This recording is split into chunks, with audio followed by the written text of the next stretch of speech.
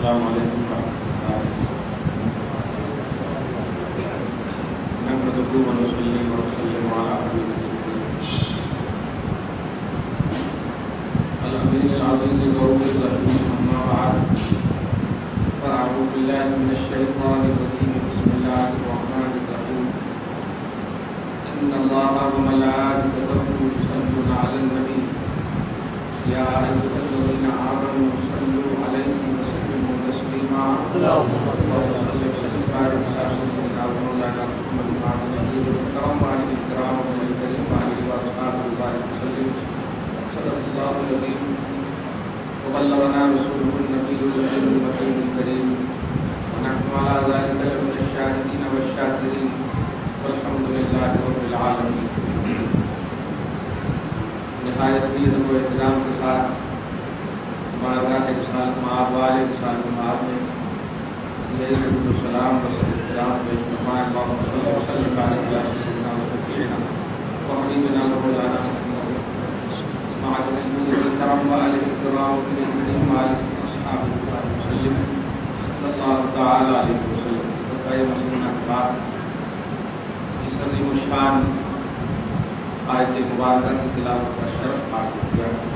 اللہ رب العزت آیت پاک کی تلاوت کو قبول فرمائے۔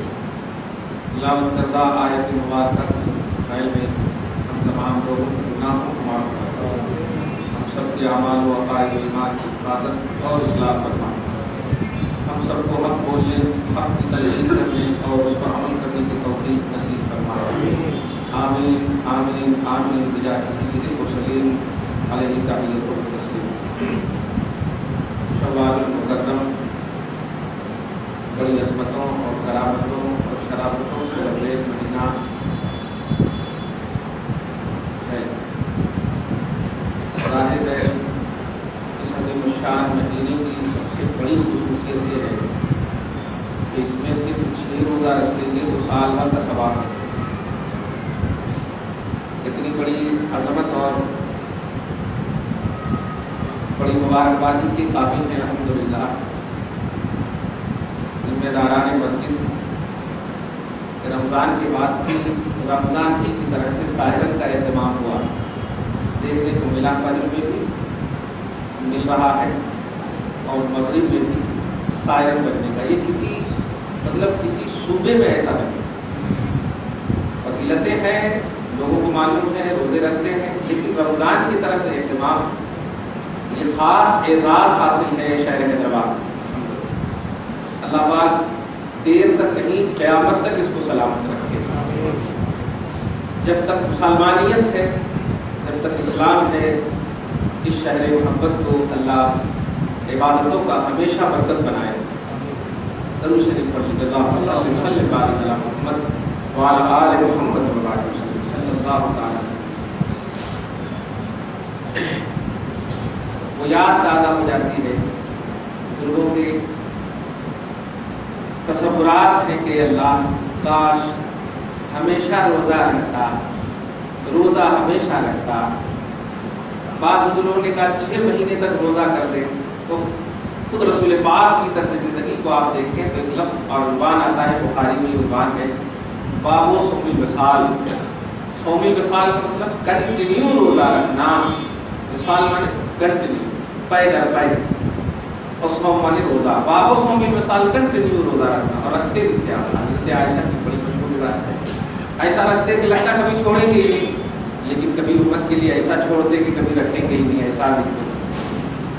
کہنا یہ کہ بڑے اچھے سے آپ ہم سب نے، بلکہ آپ کے ہمارے، اللہ پاک اس گزرے ہوئے رمضان محترم کے لمحات کے صدقے میں آپ کو ہم سب کو نمازی بنا دیں۔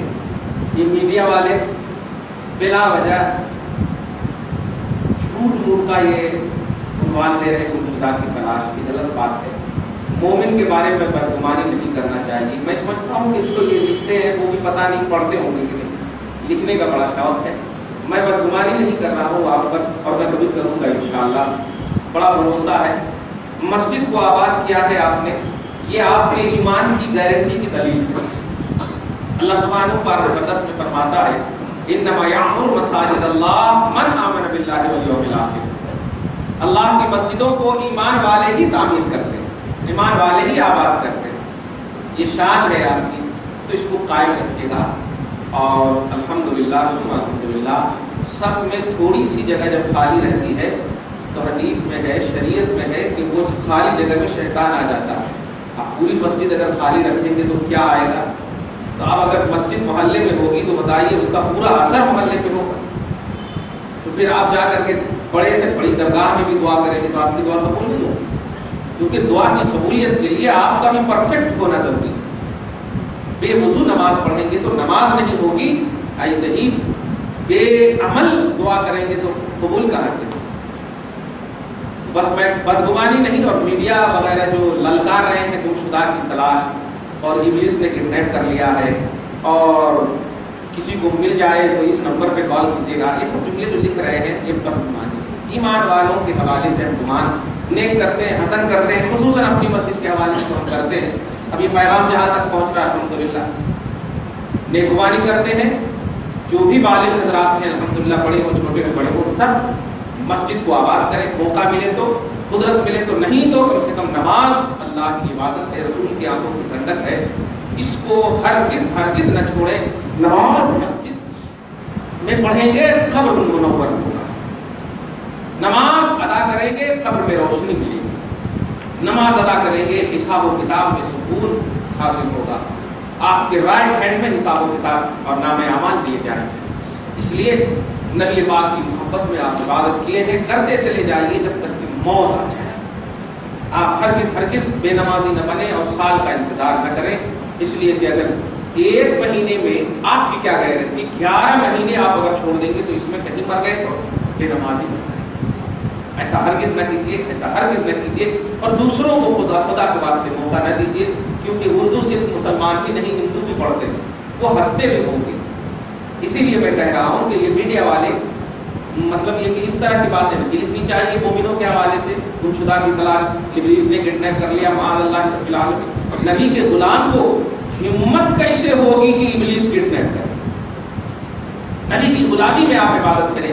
ابلیس نے یہ اعتراف کیا ہے، اقرار کیا ہے، قرآن میں آپ اٹھا کر دیکھیں، باب نمبر 8 میں، 14 میں، 23 میں، دیگر پرانی آیتوں میں ابلیس نے خود اعتراف کیا ہے اس بات کا کہ اللہ تیرے نیک بندے، تیرے محبوب کے غلاموں کو ہم کڈنیپ نہیں کر سکیں گے۔ یہ اللہ تعالیٰ کے رسول صلی اللہ علیہ وسلم پر اترا ہوا قرآن کہہ رہا کہ لَأُغْوِيَنَّهُمْ أَجْمَعِينَ إِلَّا عِبَادَكَ مِنْهُمُ الْمُخْلَصِينَ۔ ہم سب کو گمراہ کر سکتے ہیں، سب کو کڈنیپ کر سکتے ہیں، لیکن تیرے جو مخلص بندے ہیں، مخلص اسے کہتے ہیں جو نبی کا سچا غلام ہو، سچا غلام ہو اس کو مخلص کہتے ہیں۔ صحابہ میں تابعین بزرگان دین یہ تو مخلص بندے۔ تو ابلیس خود کہہ رہا ہے کہ ہم کڈنیپ نہیں کریں گے، اور میڈیا والے زبردستی کہہ رہے ہیں کہ ابلیس نے کڈنیپ کر لیا۔ بتائیے تو یہ غلط بات ہے کہ نہیں؟ یہی ہے شرارت، اور یہی ہے کوئی ٹائم نہیں ملتا، منہ میں پان رہتا ہے، نماز کا وقت رہتا ہے، حی علی الصلاۃ کا وقت رہتا ہے، اور اس وقت قلم چلاتے ہیں، خود نماز نہیں پڑھتے ہیں اور بے نمازی کی تلاش میں، گمشدہ کی تلاش کا عنوان دیتے ہیں۔ خیر اس طرف آنا چاہیے، میری ذمہ داری تھی تھوڑی سی کہنے کی، جو مسلمانوں کے سلسلے میں بدگمانی ہو رہی تھی، اس کا سدباب ضروری تھا۔ اللہ تعالیٰ ہم سب کو سچا پکا موحد مسلمان بنائے رکھے۔ درود شریف پڑھ لیجیے، اللہم صلی علی محمد وعلی آل محمد وعلیٰ کے مطابق۔ اچھا اتفاق سے سوال بھی آ گیا ہے، کہ سوال کرنے والے تو پیدا ہی سوال کے لیے ہوئے ہیں، پیدا ہی سوال کے لیے۔ درود تاج کے حوالے سے اب میڈیا میں سوال ہوا ہے، کیونکہ میڈیا میں بھی جاتا ہے۔ درود تاج کے حوالے سے کوئی شرکیہ عقیدے گزشتہ رمضان سے پہلے جو بھی چل رہے تھے 4-5 دنوں سے درود تاج پر، صاحب التاج والمعراج والبراق والعلم دافع البلاء والوباء والقحط والمرض والامن، اسمه مكتوب مرفوع مشفوع منقوش في اللوح والقلم، سید العرب والعجم، جسمه مقدس معطر مطهر منقش في البيت الحرام، شمس الضحى بدر الدجى صدر الورى كهف الورى نور الهدى مصباح السلم، جميل الشيم صاحب الجود والكرم، والله عاصمه وجبريل خادمه والبراق مركبه، والمعراج سفره سدرة المنتهى مقامه قاب قوسين، مطلوبه والمطلوب موجود والموجود مقصود سید المرسلین۔ یہاں تک بات ہے سید المرسلین شفیع المذنبین رحمت للعالمین، یہ 3 پر موقوف کر دیا، یعنی ترجمہ یہ ہے کہ اللہ سید المرسلین پر درود نازل فرما، शफील मुज़निबीन पर दरूद नाज़िल फरमा, रहमतुल लिल आलमीन पर दरूद नाज़िल फरमा। अब इसमें कौन ऐसा मोमिन होगा, खुदा की कसम हिंदू भी इसका एतराफ़ करेगा। मोमिन तो बहुत बड़ी बात है। ईमान तो अल्हम्दुलिल्लाह नाम ही है नबी की गुलामी का, नबी की अज़मतों का एतराफ़ करने का, और ये कोई एतराफ़ ही नहीं कर सकता कि नबी सय्यदुल मुरसलीन नहीं है। कुरान पाक सूरह बकरा के आयत नंबर 181 में या 150 में आप देखें, लास्ट पेज में पारा नंबर 3 के लास्ट एंड फर्स्ट पेज में, वइज़ अख़ज़ल्नाहु मीसाक़न नबिय्यीन लमा आतैतुकुम मिन किताबिन व हिकमतिन सुम्मा जाअकुम रसूल मुसद्दिक़ुन लिमा मअकुम लतु'मिनुन बिही। ये कुरान से एकदम साबित कि एक घरों अंबिया, एक ताजदार आएगा नबूवत का, एक अज़मत वाला रसूल आएगा, उस रसूल पर तुम सबको ईमान लाना है, ये मेरा ऑर्डर है। देखा, ये अल्लाह पाक फरमा रहा सारे अंबिया, और ईमान लाने वाले गुलाम होते हैं, और जिस पर ईमान लाया जाए वो आका होता है। और इसी की अरबी बनेगी तो चूंकि नबी से कहा जा रहा है, रसूलों से कहा जा रहा है, तब तो उसकी अरबी बनेगी सय्यदुल मुरसलीन, रसूलों के आका, रसूलों के आका। और सबों ने कहा अक़ररना, हम इकरार करते हैं, तो इसका मतलब सबने ईमान लाया। और अभी देखा मेरा जो नबी में अल्हम्दुलिल्लाह उसका मुशाहदा भी हुआ, प्रैक्टिकल भी हुआ। तो ये अल्लाह नबियों के आका पर, रसूलों के आका पर दरूद नाज़िल फरमा, इसमें बाछें हमारी खिल जानी चाहिए, हम खुश हो जाना चाहिए कि अल्हम्दुलिल्लाह हम उस रसूल के उम्मती हैं जिस उम्मती होने में सारे अंबिया किराम को ये शर्फ हासिल। अल्लाह पाक हम सबको इसका तसव्वुर हसन नसीब फरमाए। सय्यदुल मुरसलीन ये कुरान से साबित हो गया, तो अब मैं बुखारी में भी नहीं कहूँगा क्योंकि बुखारी से भी आला कुरान है। अब आप नहीं हदीस में है ना, कहते ये बिल्कुल यही हुआ कि कुरान को आप सरनल कुरान से साबित कर रहे हैं, यही गलत है। यही सोच आपका जो है, जिस तरह से तौहीद सबसे बुलंद है, फिर रिसालत है, फिर वलायत है, ये सब जो होते हैं, ये जो कंडीशन है शरीयत का, इसको आप कायम रखिए, ये स्टेटस को कायम रखिए। इस्लाम कुरान से साबित है सय्यदुल मुरसलीन होना। अच्छा, एक हदीस बात इस सिलसिले में बड़ी अच्छी याद आ गई, इसलिए क्योंकि कुरान की तौसीक़ का नाम हदीस रसूल है। अफसोस होता है कि हदीस को लेकर के लोग नबी को यानी साहिबे हदीस को रिजेक्ट करते हैं। अस्तग़फिरुल्लाह माअल्लाह। एक भाई साहब एकदम अवार मतलब कतर के भाई साहब थे, वो नहीं मैं किसी भी हाल में 8 रकात पढ़ूंगा। मैंने कहा क्यों पढ़ोगे आप 8 रकात? नहीं, हदीस में ये तो नहीं कहा अल्लाह के रसूल ने कि मेरी हदीस को देख करके आप अमल करो। कुरान में भी है लक़द कान लकुम फी रसूलिल्लाह, लक़द कान लकुम फी हदीसिन नबी नहीं है कि तुम्हारे लिए हदीस रसूल में आइडियल है, नहीं है, ज़ाते मुस्तफ़ा में आइडियल, रसूल की ज़ात में आइडियल है, फी रसूलिल्लाह। और कुरान पाक में अतीउल्लाह व अतीउर रसूल, अल्लाह की इताअत और रसूल की इताअत, कलामुल्लाह नहीं फरमाया और हदीस रसूलिल्लाह भी नहीं फरमाया। इहदिनस सिरातल मुस्तकीम में भी यही देखिए, इनाम याफ्ता बंदों के रास्ते पर चला, हदीस पर या कुरान पर न चला, ये जुमला नहीं करा। इसको समझिए आप, ज़ात को निगलेक्ट करके बात को कैसे आप फॉलो कर सकते हैं? 8 रकात आप क्यों पढ़ेंगे? नहीं हदीस में, तो आप बताइए 20 रकात है या नहीं? तो है, मगर ज़ईफ़ है। इसका मतलब ये कि 2 बात यहाँ पर, एक तो ये कि है और दूसरी बात ये कि ज़ईफ़ है। तो सवाल ये है कि ज़ईफ़ किसने कहा?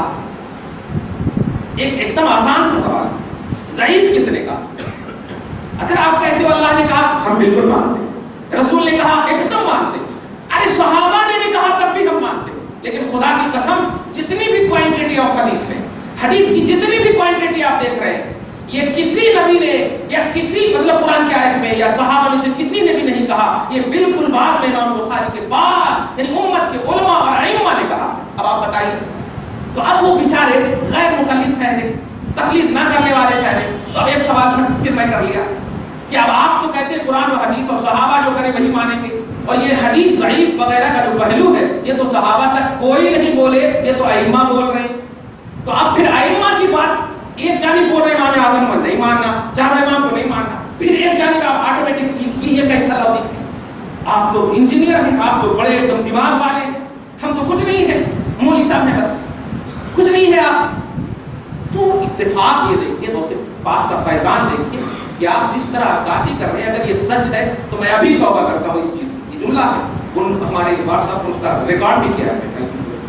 कहना यह है کہ اسلامیات کو اپنے لاجک سے اور یہ انگلش وغیرہ کی دنیا میں مت سمجھیے، محبتوں کی دنیا میں، صحابہ بزرگان دین کی دنیا میں آ کر سمجھیے الحمدللہ۔ اسی لیے قرآن نے کہا ہے سورہ توبہ میں آیت نمبر 119 میں، یا ایھا الذین آمنوا اتقوا اللہ وکونوا مع الصادقین، اے ایمان والو ڈرو اللہ سے، یعنی ایمان بھی تیرے پاس ہو، تقویٰ بھی تیرے پاس ہو، لیکن ان دونوں سے کافی نہیں ہے، بزرگوں کی صحبت ضروری ہے۔ کونوا مع الصادقین، مع الصادقین جملے پہ غور کریں، کونوا مع القرآن نہیں کہا، کونوا مع الحدیث نہیں کہا، کونوا مع الصادقین کہا، اور ایک دم یہ پلورل کا صیغہ ہے، ایک بھی نہیں، سنگولر بھی نہیں ہے کہ ایک کو ہم پکڑ لیں، نہیں، صادقین مطلب جتنے بھی اللہ کے سچے بندے ہیں سب کی صحبت میں رہو آپ۔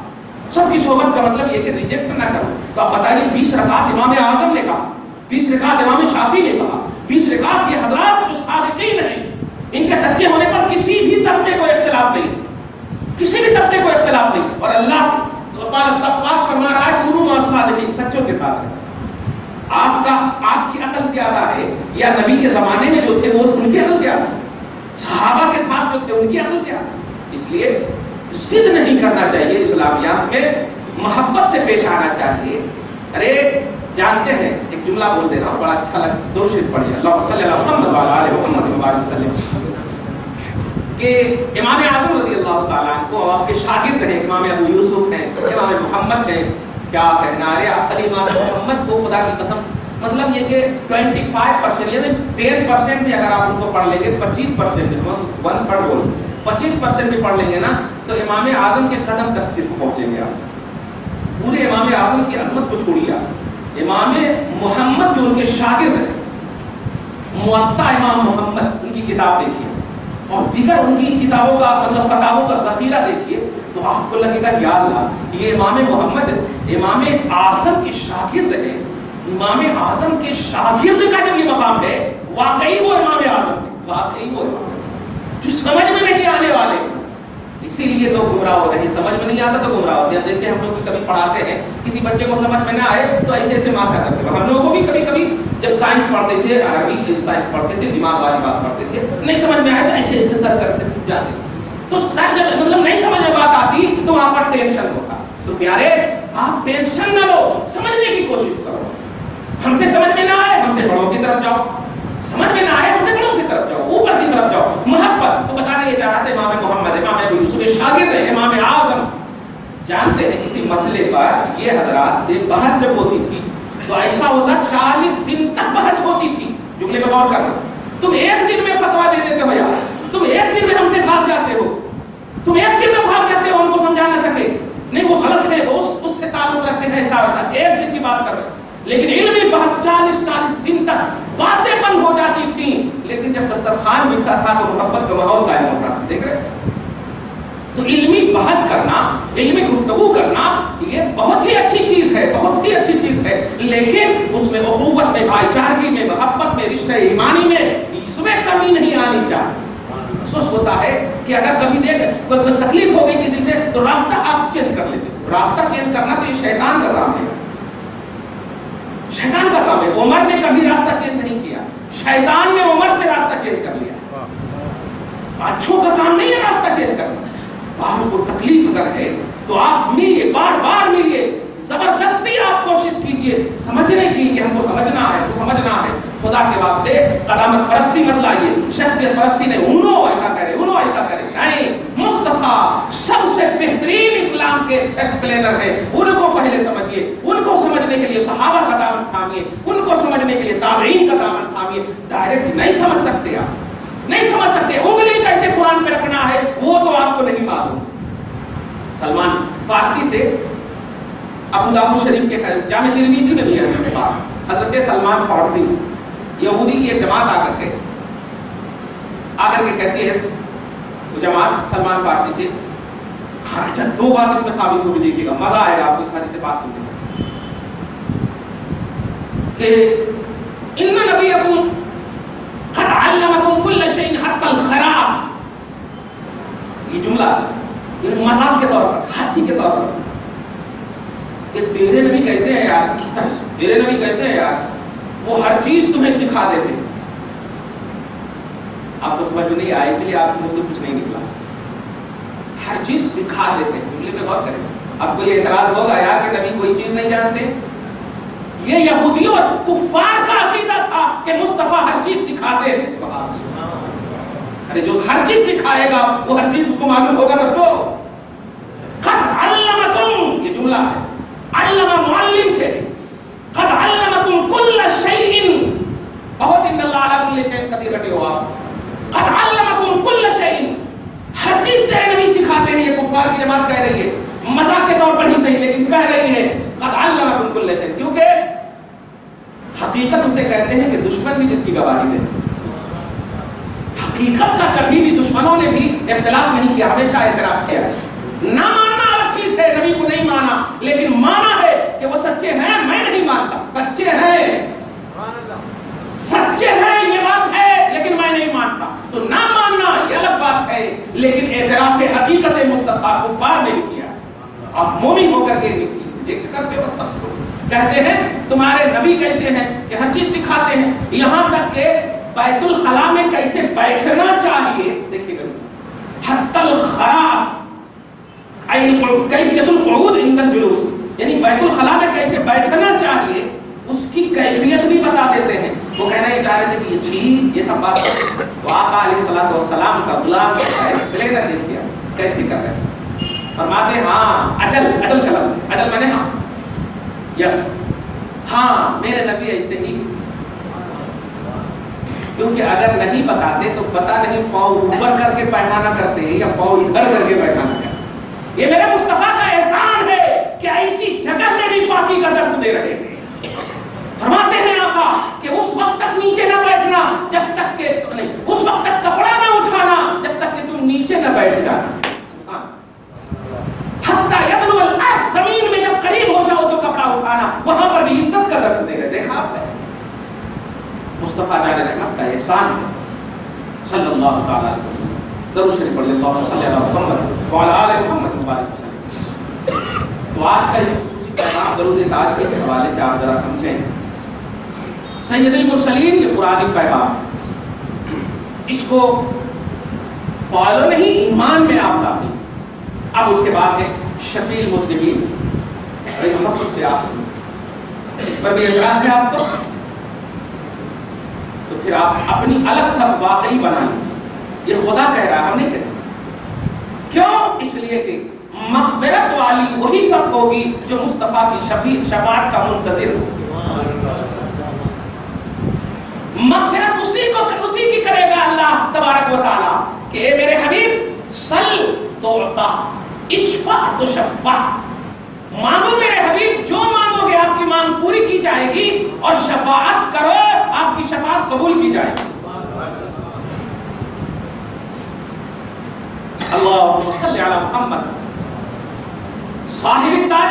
اب یہاں سے آتے ہیں سید المرسلین شفیع المذنبین. اے اللہ ہم گنہگاروں کی شفاعت کرنے والے محمد عربی پر درود نازل فرما. ہے کسی کو اعتراض؟ نہیں اعتراض. ہاں اگر تقوی والے ہیں تو آپ رہیے اپنے پاس، لیکن خدا کی قسم جب ابو بکر وغیرہ کی کیٹیگری، صحابہ کرام کی کیٹیگری میدان محشر قائم ہے، نوٹ کیجئے گا میدان محشر قائم ہے. کیونکہ 10 شوال کو امام اہل سنت کی ولادت کا بھی موقع ہے، ایک شعر میں ہم ان کی بارگاہ میں خراج عقیدت پیش کر رہے ہیں. سبحان اللہ. اور شفیع المذنبین سے ریلیٹڈ ہے بات ہے. سبحان. میدان محشر قائم ہے، صفیں لگی ہوئی، انبیاء کرام کی صفیں لگی ہوئی ہیں، تمام مغفورین کی، متقیوں کی، پرہیزگاروں کی صفیں لگی ہوئی ہیں. صحابہ کی صفیں لگی ہوئی، تابعین کی صفیں لگی ہوئی، بزرگان دین جتنے بھی ہیں سب کی صفیں لگی ہوئی ہیں. ہم گنہگاروں کی بھی صف لگی ہوئی اور تھرا رہے، کام رہے. اتنے میں سبحان اللہ قرآن پاک سورہ واقعہ میں آپ پڑھیے، خدا کی قسم مصطفیٰ تشریف لائیں گے. آہا اگر آپ ایک دم پوری طرف ہماری طرف دیکھیے، خدا کرے ہم سب کی بخشش ہو جائے اس حدیث پاک اور اس تصور میں، اور یقیناً بخشش ہوگی. رسول اعظم صلی اللہ علیہ وسلم جب تشریف لائیں گے تو وہ منظر کیسا ہوگا ذرا غور کریں آپ. کیسا منظر ہوگا؟ اب 3 شعر میں امام اہل سنت کی بارگاہ میں خراج عقیدت دیکھیے. وہ منظر کیسا ہوگا؟ ایک طرف جیسے ہم سب کھڑے ہیں اور سوچیے کہ احمد رضا بھی کھڑے ہیں اور وہ اس وقت کہہ رہے ہیں کاش محشر میں جب لٹ کر کاش مطلب حسرت نہیں ہے، یہ تمنا ہے، یہ شک نہیں ہے، اس کو بھی نوٹ کیجیے گا. کاش شک کو نہیں بولتے، تمنا کو بولتے ہیں. جیسے بولتے ہیں کاش ایک بیٹا ہو جاتا، اس کا یہ مطلب نہیں کہ شاید میں شک کو بولتے ہیں، کاش تمنا کو بولتے ہیں. سمجھ میں آیا؟ تو امام احمد رضا کاش ایک تمنا کر رہے ہیں، فرما رہے ہیں کاش محشر میں جب ان کی آمد ہو اور پھر سمجھیے پہلے رسول اعظم صلی اللہ علیہ وسلم کو آپ بولیں گے شب اسرا کے دلہا پہ دائم درود. آپ ہم سب براتی ہیں، مصطفیٰ جان رحمت کیسے دلہا ہے دیکھیے آپ. رسول اعظم صلی اللہ علیہ وسلم جب آئیں گے میدان محشر میں اور آنے کے بعد کیسے آئیں گے؟ آج کا کوئی ایم ایل اے اور ایم پی آتا ہے تصور میں لائیے آپ. آج کا کوئی وزیر اعظم آتا ہے تو تصور میں لائیے آپ. آج کا کوئی عہدیدار آتا ہے تو تصور میں لائیے. یہ مصطفیٰ کائنات انہی کے لیے سجی ہے، تو ان سے بڑا کوئی عہدیدار ہے ہی نہیں. لیکن انہیں سب سے اعلیٰ رسپیکٹ دینے کے لیے سب سے اعلیٰ ظاہری طور پر سب سے اعلیٰ کہہ رہا ہوں، اور حقیقت بھی ہے معصوم عن الخطا فرشتوں کی جماعت میں مصطفیٰ جان رحمت اللہ بن کر کے تشریف لائیں گے. اور منظر کھینچے امام فرماتے ہیں کاش محشر میں جب فرشتوں کے ساتھ ان کی آمد ہو اور بھیجے سب ان کی شوکت پہ جتنے فرشتے آ رہے ہیں. تم یہاں کہتے ہو مصطفیٰ کے لیے کھڑے ہونے میں مطلب ممنوع ہے، بدعت ہے. میرے آقا کے ساتھ جتنے فرشتے آ رہے ہیں وہ سب سلام ہی پڑھتے آ رہے ہیں، سلام ہی پڑھتے آ رہے ہیں. فرماتے ہیں وہ منظر کھینچ رہے کاش محشر میں جب ان کی آمد ہو اور بھیجے سب ان کی شوکت پہ لاکھوں سلام. یہ سب کون ہے؟ یہ سب فرشتے سب بھیجے. اور ہم گنہگار جب ایک طرف کھڑے ہو تو امام احمد رضا کہتے ہیں کہ وہ فرشتے ہم گنہگاروں کو دیکھ کر کہیں گے احمد رضا کھڑا کیوں ہے؟ مجھ سے خدمت کے قدسی کہیں. ہاں قدسی مطلب فرشتے کو، اور جو خدمت کرتے ہوئے مصطفیٰ کے ساتھ آ رہے ہیں اس کا منظر کھینچ رہے ہیں امام احمد رضا کہ مجھ سے بھی وہ خدمت کے قدسی جو نبی کے ساتھ آ رہے ہیں، وہ خدمت جو مصطفیٰ کی خدمت کے قدسی اور فرشتے ہیں، وہ بھی کہیں کیا مصطفیٰ جان رحمت پلا کو سلام. اے خدمت کے قدسی تم کہو تو ہم کو بھی کہیں یہ کاش حسرت کر رہے. کیا آپ کو حسرت نہیں ہے؟ بولیے حسرت نہیں ہے تو پھر چاہیے حسرت نہیں ہے. فرشتوں کو کیا ضرورت ہے بتائیے؟ تو وہ تو پاک ہے. ان کی مغفرت یا ان کی بخشش کا کیا مسئلہ ہے؟ وہ تو پاک ہے. معصوم کا مسئلہ کیا ہے؟ وہ تو پاک ہے. حساب و کتاب کن سے لیا جائے گا؟ جو گڑبڑی کیے ہوں گے، اب وہ تو آل ان آل کرپٹ سے پاک ہیں، کرپشن سے پاک ہیں. یفعلون ما یؤمرون وہ ان کی شان ہے. بل عباد مکرمون ان کی شان ہے فرشتوں کی، اور وہ مصطفیٰ کی خدمت کر رہے ہیں صلاۃ و سلام کے ذریعے سے. اب مصطفیٰ جب تشریف لا رہے ہیں تو یہ حسرت کر رہے ہیں. اب آپ غور کیجئے گا جب مصطفیٰ ان قدسی صفات خدمت قدسی صفات کیا قدسی یعنی سارے فرشتوں کے ساتھ سلام کی جھرمٹ میں جب آئیں گے، اس کی تفسیر آپ فسلام لک من اصحاب الیمین واما ان کان من المکذبین الضالین فنزل من حمیم وتصلیۃ جحیم.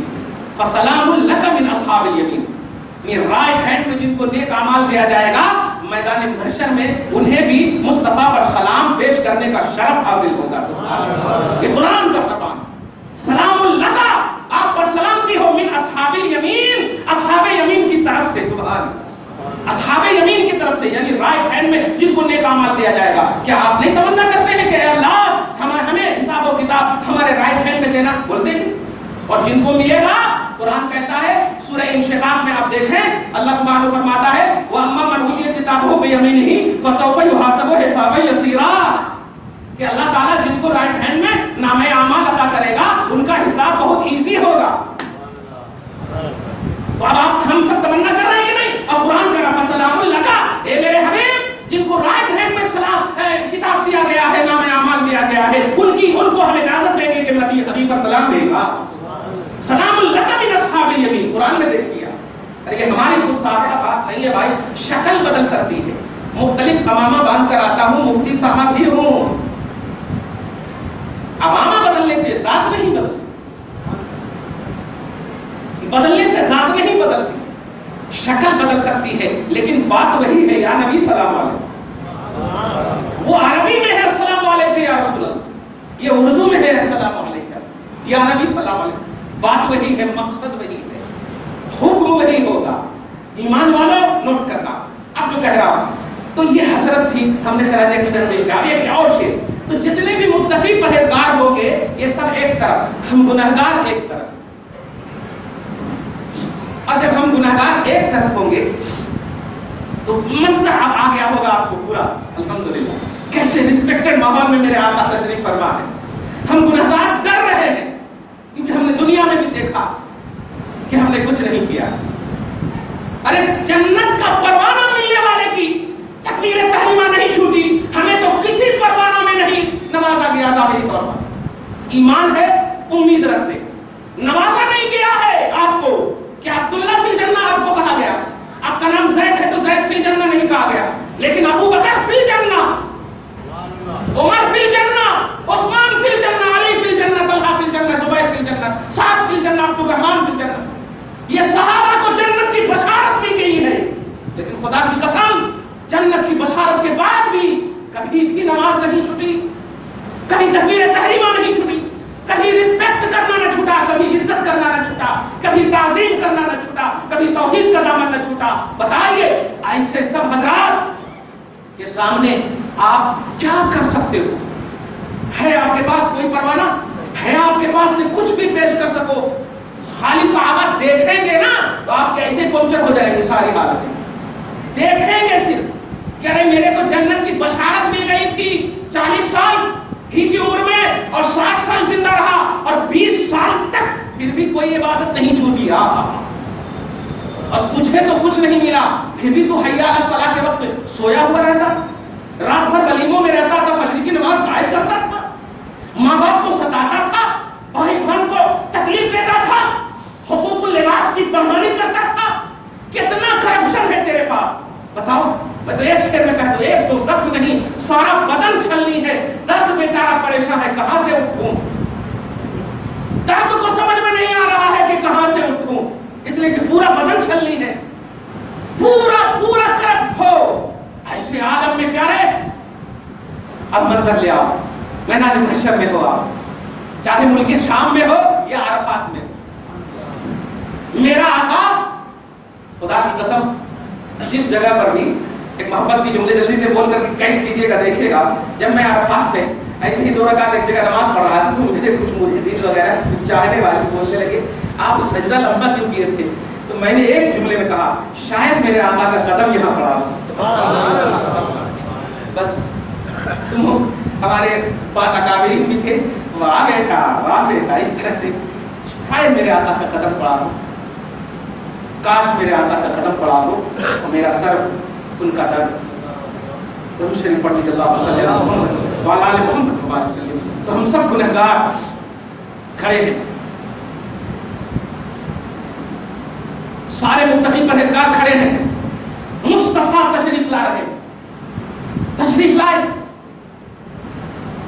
اب سارے فرشتوں کو اشارہ ہو چکا، اب کہاں کیسے کس طرح ہونے والی ہے وہ سارا منظر ایک مستقل ٹاپک ہے۔ بس مصطفیٰ آتے ہی جب ہم گنہگاروں کو دیکھا، متقی پرہیزگاروں کو دیکھا مسکرا اٹھے، ہم گنہگاروں کو دیکھا تو رو پڑے اور سجدے میں گر گئے،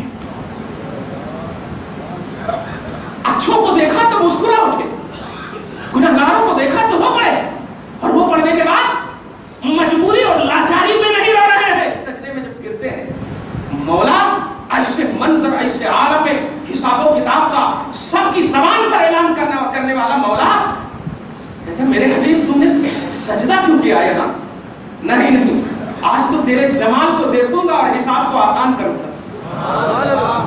میرے حبیب ارفع راسک، اپنے سر کو اٹھائیے، اپنے سر کو اٹھائیے۔ جب میرا آقا اپنے سر کو اٹھاتا ہے اس کے بعد کہتا ہے مانگیے جو بھی مانگنا، جو بھی مانگنا۔ اب آپ ذرا محبت سے بتائیے گا اور ایک دم جتنا بھی آپ کو سینس ہو یا سائنس ہو، لاجک ہو، جتنا بھی آپ کے پاس جتنی بھی عقل ہو دنیا کی اسلام کے علاوہ چیلنج کر رہا ہوں، سب کو یہاں پر لا کر کھڑا کر دیجیے۔ جو منظر میں نے قرآن کھینچا ہے، جو حدیث کا منظر کھینچا ہے الحمدللہ آپ بیٹھ کر کے محسوس کیجئے گا. رسول اعظم صلی اللہ علیہ وسلم کو اللہ پاک نے کیا کہا ہے؟ مانگیے جو مانگنا. اور جب دنیا میں جب بھی تھے, ظاہری طور پر کی بات کر رہا ہوں, زیب بھی ایک سیکنڈ کے لیے بھی تکلیف ہوئی مصطفیٰ کو, بار بار وار کر کے جبرائیل کو کہا ہے جبرائیل میرے حبیب کو تکلیف ہوئی ہے, وجہ تکلیف پوچھ جا کر کے, تکلیف کی وجہ کیا ہے پوچھ جا کر کے دنیا میں. اور وہاں تو ظاہری طور پر دنیا میں بھی نگاہ ہے خدا میں اینی ٹائم, لیکن وہاں کا منظر کچھ اور ہے. اپنی شان کریمی کے مطابق کرسی جلال پر ہے مولا, اور وہاں اپنے سامنے کہہ رہا ہے مانگیے جو مانگنا.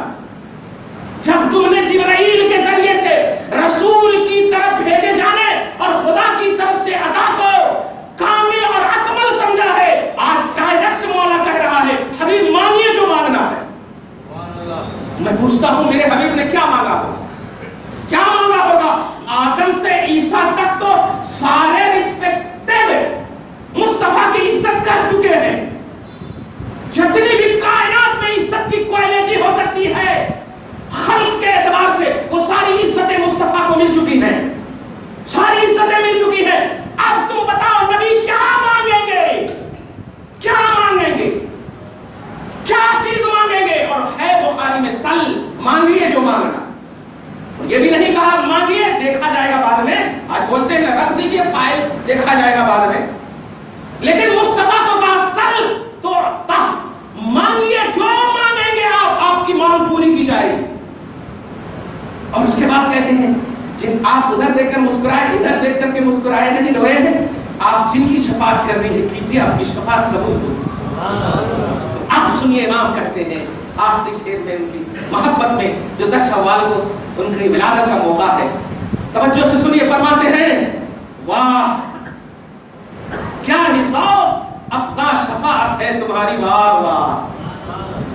شوق افزا بولتے ہیں آپ کے شوق کو بڑھا دینا, یعنی جو آپ مطلب یہ کہ جہاں پر ہیں اور جس شوق سے کھڑے ہیں وہ شوق بڑھتی رہے, بڑھتی رہے. اب جیسے آپ دیکھیے نا, اب افطاری کے وقت جو ہے اس سکوڑیے کا شوق رہتا ہے, تو ارے وہ سکوڑیاں لاؤ, وہ سکوڑیاں لاؤ, وہ سکوڑیاں سے جو شوق بڑھ رہا ہے, میں فار ایگزامپل کہہ رہا ہوں, اب شک نہیں کر رہا ہوں آپ کے اوپر, تو اس شوق بڑھنے والا جو پہلو ہے, فرماتے ہیں کیا حساب افزا شفاعت ہے تمہاری, واہ واہ واہ, یعنی مزہ آ گیا. گنہگار کی فہرست میں کھڑے ہو کر امام کہہ رہے ہیں مزہ آ گیا. کیسے کہ مصطفیٰ جان رحمت نے جب اچھوں کو دیکھا تو اس کی طرف نہیں, ہم گنہگاروں کو دیکھا تو خود تشریف لا رہے ہیں, خود تشریف لا رہے ہیں. پیارے محسوس کرو خود تشریف لا رہے ہیں میرے آقا جن کو تم نے مانگا ہے, یا رسول اللہ اپنا دیدار کرا دیجئے. آپ نے ہمیشہ مانگا ہے, آج وہاں پر تمہیں تکلیف میں دیکھ کر میرا آقا تشریف لا رہا ہے, اور لانے کے بعد کہتا ہے مولا یہ گنہگار ہیں ان کو بخشوا, ان کی شفاعت کرتا ہوں. کہا ٹھیک ہے جب تم کہہ رہا ہے تو لے. ایک لائن سے شفاعت کر رہے ہیں ہم گنہگاروں کی, اور جب شفاعت کر رہے ہیں تو جتنے بھی اچھے لوگ ہیں, جتنے بھی متقی لوگ ہیں, پرہیزگار لوگ جتنے بھی ہیں, وہ سب لوگ جب دیکھتے ہیں تو اب ان کی آتما تڑپتی ہے اور کہتے ہیں کہ ارے دنیا میں صبح و شام مصطفیٰ کے نظر پانے کے لیے ہم نے دین کو اکٹھا کر دیا, ایک چیز ہر چیز قربان کر دیا نظر رسول پانے کے لیے. آج تو صرف گنہگاروں کی طرف مصطفیٰ کی نظر کرم ہے. آج کیا کرنا چاہیے؟ تو وہ سارے متقی پرہیزگار جتنے بھی ہیں وہ سب میٹنگ کرتے ہیں اور اس بات پر اتفاق کر لیتے ہیں کہ ایسا کرتے ہیں جتنے بھی گنہگاروں کی صف ہے وہ سارے صف میں جا کر ہم متقی لوگ کھڑے ہو جاتے ہیں, ہم کھڑے ہو جاتے ہیں. اور اس لیے کھڑے نہیں ہوتے کہ ہم متقی ہیں, بلکہ جا کر کے ہم کہیں گے بھائی آپ مجھے کوئی گناہ قرضہ دے دو, کوئی گناہ قرضہ دے دو. تو گناہگاروں سے آ کر وہ متقی لوگ جب قرضہ لیں گے, مصطفیٰ جب دیکھیں گے, جب کہیں گے لوگوں تم ہٹو یہاں سے, تم تو متقی ہو, پرہیزگار ہو, صاحب تقویٰ ہو, بخشے بخشائے ہو, آج تو میں گنہگاروں کو بخشوں گا, آج تو میری رحمت ان کے لیے ہے. وہ سب دلیل کے طور پر کہیں گے میرے حبیب آپ کی نظر پانے کے لیے میں نے ان گنہگاروں سے گناہ کو قرضہ لے لیا ہے, گناہ کو قرضہ لے لیا ہے, اب میں سند یافتہ گنہگار ہوں. امام کہتے واہ، قرض لیتی ہے گناہ پرہیزگاری واہ واہ، قرض لیتی ہے گناہ پرہیزگاری واہ واہ۔ اس لیے شفیع المذنبین یہ آپ کے ایمان کا حصہ ہے۔ بھیجیے درود طاہر میں، اے اللہ شفیع المذنبین پر درود نازل فرما، شفیع المذنبین پر رحمت نازل فرما۔ دعا کیجیے اللہ تعالیٰ آپ کو ہم سب کو سچا پکا نبی کا عاشق بنائے، نبی کی شفاعت میں خدا کی مغفرت عطا فرمائے، سچا ایمان نصیب فرمائے، تقویٰ و پرہیزگاری نصیب فرمائے۔ پروردگار عالم ہم سب کے گناہوں کو بخش دے، نمازی بنائے، مصطفیٰ کو خوش کر دے، رضائے مصطفیٰ نصیب فرمائے۔ آمین بجاہ سید المرسلین وما علینا الا البلاغ المبین۔ جو